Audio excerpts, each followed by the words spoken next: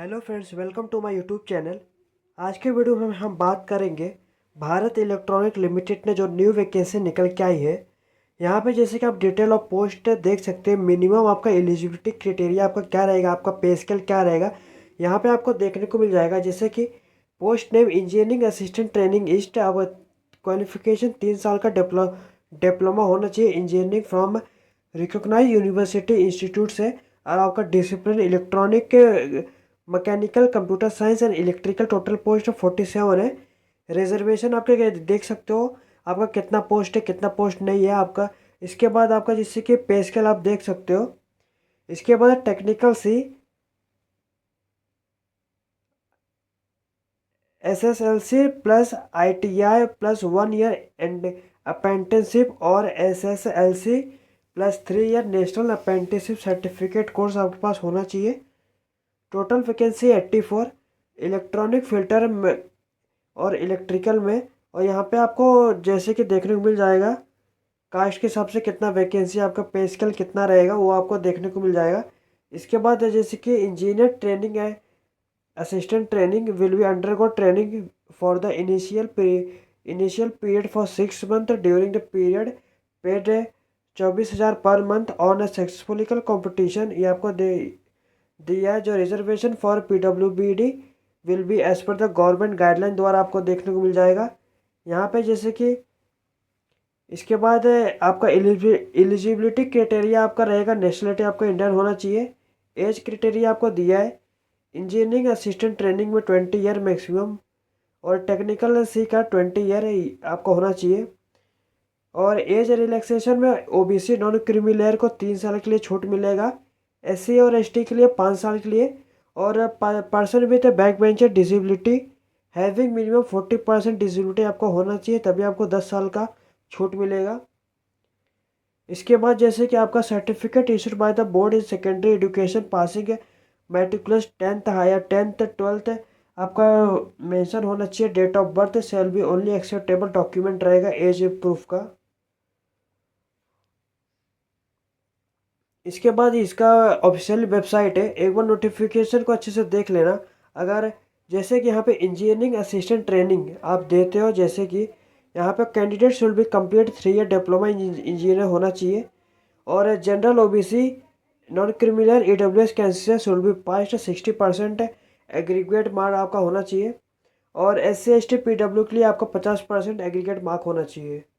अगर आप एलिजिबल रहेंगे तो आपका जैसे कि डिस्क्रिप्शन में आपको नोटिफिकेशन का और फॉर्म में फिलअप करने का लिंक मिल जाएगा। उस फॉर्म अप्लाई पे क्लिक करना।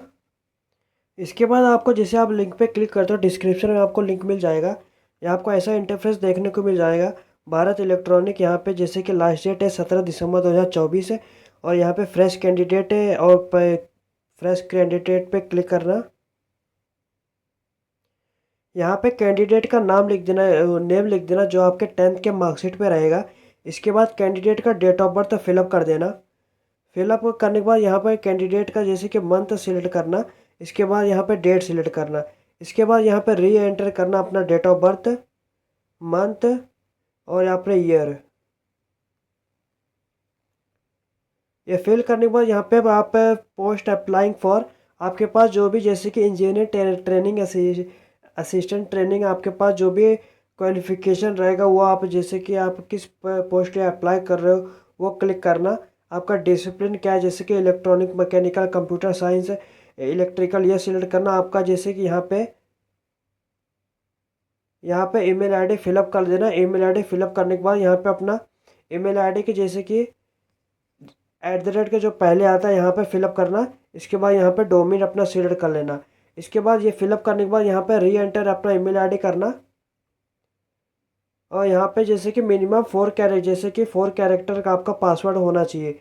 जैसे कि आपका क्रिएट @ यहाँ पे मैं एग्जांपल तौर पे आपको बता दे रहा हूँ।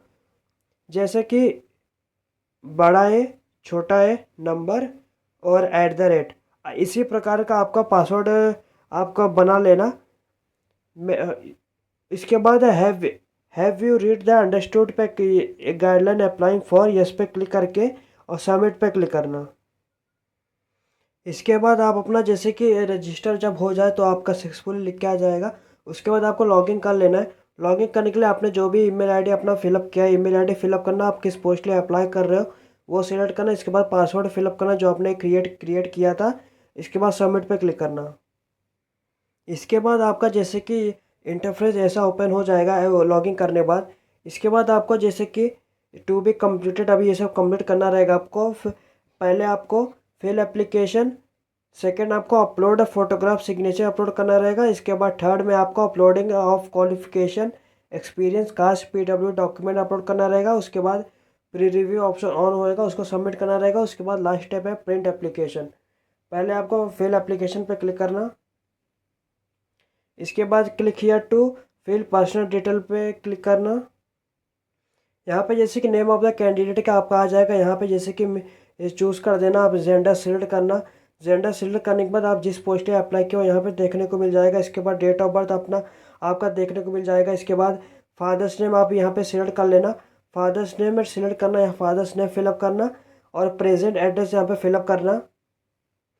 इसके बाद आप अपना यहाँ पे एड्रेस सिलेक्ट करना। जैसे कि प्रेजेंट एड्रेस में जैसे कि ये जो 3 कॉलम है और जो साइड में कॉलम है एक ही है। जैसे कि यहाँ पे पूरा एड्रेस आपने फिलअप कर देंगे तो से फिलअप करने यहाँ पे तीनों एड्रेस में फर्स्ट सेकंड थर्ड में एड्रेस फिलअप करना। इसके बाद सिटी मुंबई, स्टेट जैसे कि आपका जो भी रहेगा पिन कोड यहाँ पे दे देना। इसके बाद जो परमानेंट एड्रेस है प्रेजेंट एड्रेस दोनों अगर सेम रहेगा तो इस पर क्लिक करना, आपको नीचे वही आ जाएगा। अगर आपका डिफरेंट रहेगा तो फिलअप कर देना। इसके बाद यहाँ पे आपको ईमेल आईडी आपको देखने को मिल जाएगा। इसके बाद कॉन्टैक्ट नंबर आपको यहाँ पे कॉन्टैक्ट नंबर एसटीडी कोड यहाँ पे ब्लैंक छोड़ रहेगा तो दे देना, नहीं तो रहने देना। इसके बाद मोबाइल नंबर फिलअप करना। इसके बाद अपना रिलीजन आपका जो भी रहेगा वो सिलेक्ट करना। इसके बाद कैटेगरी सिलेक्ट करना, UR EWS OBC SC और ST के लिए अगर आप रिलैक्सेशन आप लेना चाहते हो, अगर आपके पास सर्टिफिकेट है तो दे देना, नहीं तो आप जनरल सिलेक्ट करना। अगर आप जैसे कि OBC नॉन क्रिमिनल है आप तो OBC का नॉन क्रिमिनल सर्टिफिकेट आपके पास होना चाहिए, कास्ट वाला, ज़्यादा पुराना नहीं होना चाहिए, न्यू अपडेटेड होना चाहिए आपके पास। और आपके एरिया में जो भी नियरेस्ट स्टेशन होगा रेलवे स्टेशन वो मेंशन कर देना। आप अपना मैरिटल स्टेटस यहाँ पे दे देना। मैरिटल स्टेटस के बाद नेशनलिटी आप इंडियन सिलेक्ट करना। उसके बाद are you register in Karnataka employment exchange, अगर आपने अप्लाई किया तो इस पर क्लिक करना। Registration Karnataka employment exchange mandatory, the employment exchange registration should be valid and active होना चाहिए 17 दिसंबर 2024 और एक्सपायर नहीं होना चाहिए। ओके। और यहाँ पे एम्प्लॉयमेंट एक्सचेंज रजिस्ट्रेशन नंबर दे देना। अगर रहोगे तो रजिस्ट्रेशन वैलिड अप टू कब तक वैलिड है वो दे देना, नहीं तो आप यहाँ पे नो पे क्लिक करना अगर आप नहीं हो तो। इसके बाद डिपार्टमेंट स्टैट्यूटरी और एटोनोमस बॉडी यहाँ पे आप मेंशन करना रहेगा। Public sector undertaken, department statutory और autonomous body public sector undertaken, अगर आप हो तो यस पे क्लिक करना, नहीं तो नो पे क्लिक करना। उसके बाद आप PWD पर्सन विद डिसेबिलिटी, अगर आप हो तो यस पे क्लिक करना। यस पे जैसे आप क्लिक करते हो जैसे कि आपका नेचर ऑफ डिसेबिलिटी क्या है, परसेंटेज ऑफ डिसेबिलिटी मेंशन कर देना। Whether your disability such case limitation writing में है तो वो मेंशन कर देना, अगर नहीं हो तो नो पे क्लिक करना। इसके बाद वेदर द एक्स सर्विस, अगर आप एक्स सर्विस मैन हो ये ओके पे क्लिक करना। यहाँ पे इंफॉर्मेशन फिलअप है।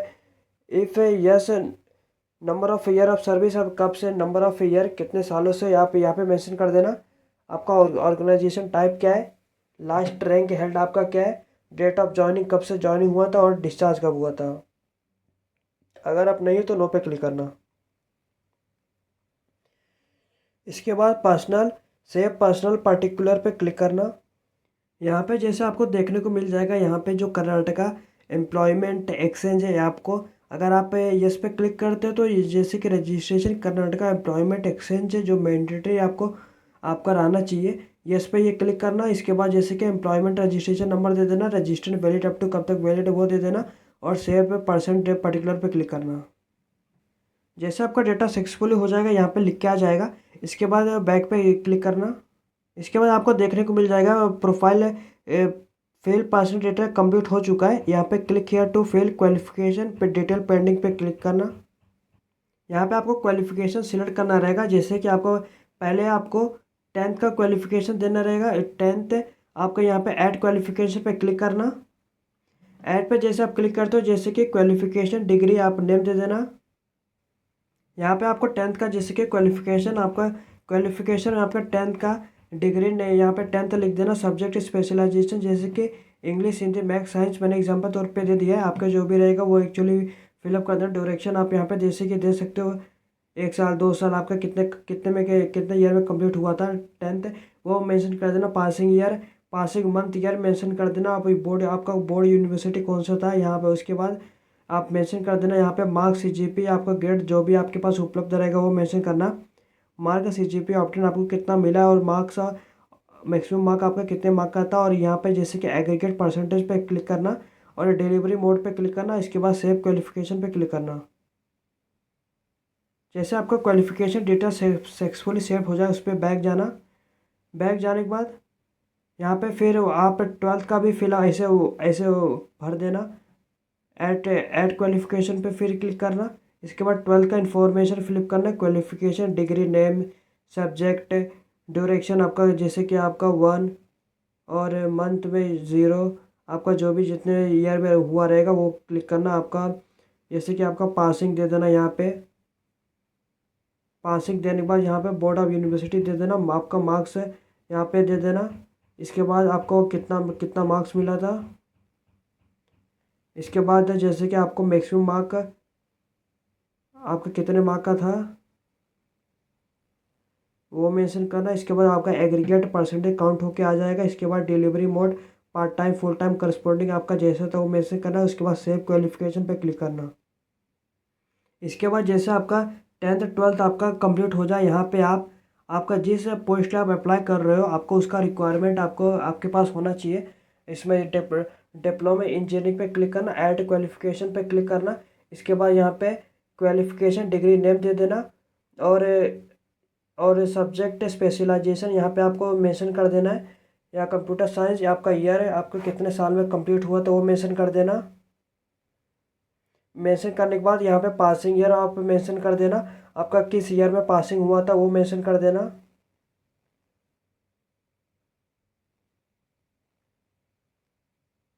इसके बाद यहाँ पे बोर्ड यूनिवर्सिटी दे देना। मार्क्स स्कीम आप सिलेक्ट कर लेना।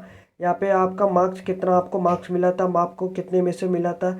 एग्रीगेट परसेंटेज पे क्लिक करना। इसके बाद फुल टाइम, पार्ट टाइम आपका जो भी रहेगा मेंशन कर देना। इसके बाद सेव क्वालिफिकेशन पे क्लिक करना। इसके बाद जब आपका सब सेव हो जाए यहाँ पे फिर बैक पे क्लिक करना। बैक पे क्लिक करने के बाद यहाँ पे आपका जितना आपको क्वालिफिकेशन द्वारा आपका जो भी फिल किया है यहाँ पे आपको देखने को मिल जाएगा। एक बार अच्छे से देख लेना। और देखने के बाद यहाँ पे वैलिडिटी क्वालिफिकेशन है, प्रोसीड फॉर नेक्स्ट पे क्लिक करना। अगर आपका जैसे कि कोई भी एक्सपीरियंस रहेगा यहाँ पे मेंशन कर देना, नहीं तो यहाँ पे प्रोसीड टू अपलोड फोटोग्राफ के क्लिक करना। इसके बाद यहाँ पे आपको अपना फोटोग्राफ्स अपलोड करने का है। फोटोग्राफ और सिग्नेचर अपलोड कर देना। फ़ोटो आपका यहाँ पे मेंशन कर दिया है। Photo upload image size should be not be greater than 50 से ऊपर नहीं होना चाहिए। Upload image size should be not be greater than 50 के जैसे कि 20 KB से 50 KB के बीच में आप अपलोड कर सकते हो फ़ोटो को। और JPG के फॉर्म में और JPG के फॉर्म में आपको होना चाहिए। यहाँ पर जैसे आपका अपलोड हो जाए, जैसे फ़ोटो सिग्नेचर अपलोड होने के बाद यहाँ पर नेक्स्ट पे क्लिक करना। इसके बाद आपको जैसे कि आपको डॉक्यूमेंट है, आपको पीडीएफ के फॉर्म में आपको अपलोड करना रहेगा। और ये डॉक्यूमेंट आपका सब document size should not be exceed 300 KB के ऊपर नहीं होना चाहिए। और ये पीडीएफ के फॉर्म में अपलोड करना रहेगा। आपको क्या अपलोड करने का, आपका 10th का मार्कशीट यहाँ पे अपलोड करने का रहेगा। आधार कार्ड यहाँ पे जैसे कि Aadhaar card, PAN card, driving licence ये आपको अपलोड करना रहेगा। इसके बाद click here to upload diploma engineering mark card और सेमेस्टर ईयर आपको एक ही पीडीएफ में अपलोड करना रहेगा। मैक्सिमम आपका 2 MB तक होना चाहिए। और diploma engineering final degree certificate आपको अपलोड करना रहेगा। और यहाँ पे जैसे कि दिया है click here to upload a valid employment registration card, employment exchange of Karnataka state आपको अपलोड करना रहेगा। इसके बाद प्रोसीड फॉर, अगर आप जैसे कि OBC SC ST आपको दिया आपने अप्लाई किया है तो आपको वो भी कास्ट सर्टिफिकेट अपलोड करना रहेगा। इसके बाद save and proceed to submit पर क्लिक करना। जैसा आपका अपलोड हो जाए यहाँ पे आपका ब्लू कलर का हो जाएगा। और यहाँ पे जैसे PDF के फॉर्म में आपका ऐसे आपका हो जाएगा। इसके बाद इसी तरह आप पूरा अपलोड करके save and proceed to submit पे क्लिक कर। इसके बाद आपका डॉक्यूमेंट अपलोड सक्सेसफुली हो जाएगा, लिख के आ जाएगा यहाँ पे। इसके बाद proceed for to pre review application पे क्लिक करना। इसके बाद आपका प्री रिव्यू ऑप्शन ऑन हो जाएगा। इसके बाद आपका एक बार अच्छे से आपको देख लेना सब आपने डॉक्यूमेंट इन्फॉर्मेशन आपने क्या क्या फिलअप किया। अगर आपका कोई भी गलती हुआ रहेगा, एडिट एप्लीकेशन फॉर्म पे क्लिक करना और उसको एडिट कर देना। इसके बाद अगर आप चाहोगे तो भी आप एडिट नहीं कर पाओगे, इसके लिए आप अच्छे से एक बार देख लेना। अगर अगर आपका सब सही रहेगा तो proceed to submit application form पे क्लिक करना। इसके बाद आपको जैसे कि click here for preview application detail, जैसे कि I have here accept and confirm the undertaking, yes पे क्लिक करना। इसके बाद do you want to proceed for payment, yes पे क्लिक करना। उसके बाद सबमिट पे क्लिक करना। जैसे आप सबमिट पे क्लिक करते हो तो आपको पेमेंट का गेटवे ओपन हो जाएगा। ओपन होने के बाद इसके बाद आपको SBI कलेक्ट, आपको जैसे कि यहाँ पे पेमेंट प्रोग्रेस सिलेक्ट पे यहाँ आपको देना पड़ेगा। जैसे कि पेमेंट कैटेगरी आपका, जैसे कि आप